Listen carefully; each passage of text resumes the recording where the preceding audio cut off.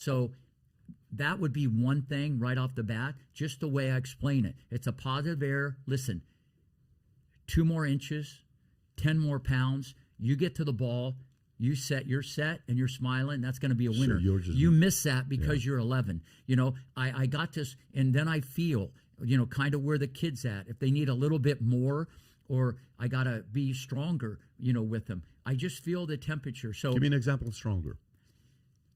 Okay, I make kids run for every ball. I tell them the fences are out in Palm Beach County. I don't care if the ball's out, you know. One time, Venus, I tell everybody this, but you run for every ball. Just because the ball's out, anybody can put their finger up and call out.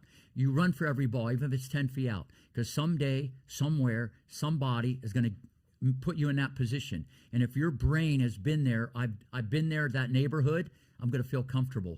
Okay, and one time I told this to Venus, and I had to keep telling her about it. So Richard goes, well, if you don't want to run, I'm out of here, so you can just run home. So he made him run home 10 miles. Yeah, I remember that. When you say you have to run after every ball, and I played tennis, and I played football, and I remember there was in football, you'd have to, when you used to run routes, you would catch the ball, turn, and you would run upfield. And I would always be like, why I have to run 40 more yards? I'm like, you know. And in tennis, you know if a ball's clearly going out, if you want to kind of save your breath, you'll let it go out. Are you saying that you would make them run to the end of the court even though they knew it was out? What's the advantage of that? No, I try to get them, okay, it's the ability to improvise. You know, there's a fine line between great and good. Great can hit clutch shots when they're off balance and improvise.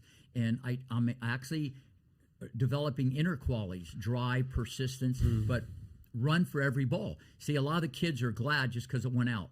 Yeah. Like, you know what I mean? So if it's 4 feet out, I make them run for the ball, try to figure out how to improvise. Plus, they're relaxed; they feel no pressure, and then they can practice a shot. And so that's always been a staple of the training. Because I said, if you want to be different, you got to train different. And if they don't listen to me, they're probably not going to listen to a lot of people. So that's just one little snippet. But I get people to do things because I'm always about, okay, I get the ingredients, okay, I put it in the oven, I bake it, and then I put the icing on it. When I have a 12-year-old, I'm already projecting how they're going to play at 18. And I'm playing for 18. I'm not developing a 12-year-old game. That's why I've had more kids become number 1 in the nation at 12. They come to me at 7 or 8, bang, they're number 1 in the nation. Not that that means anything, because that doesn't mean you're going to be top 10. But I knew it with Sharapova. I knew it with Jennifer. I didn't know it with Roddick, even though he was had a lot of competitive things I liked. Men's tennis is different. Total different physicality. The girls is a little easier. But at the end of the day, this is kind of how I do the teaching. And probably the best compliment, I certify coaches. They come from all around the world, and they're on the court with me 4-5 hours a day, 3 or 4 days. Yeah. And they watch me teach. And they ask questions, and they video.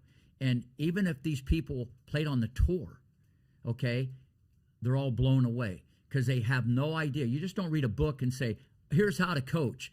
They don't even have any idea about how to deal with the parents, how to motivate the kid. They didn't realize it was this cafeteria of stuff.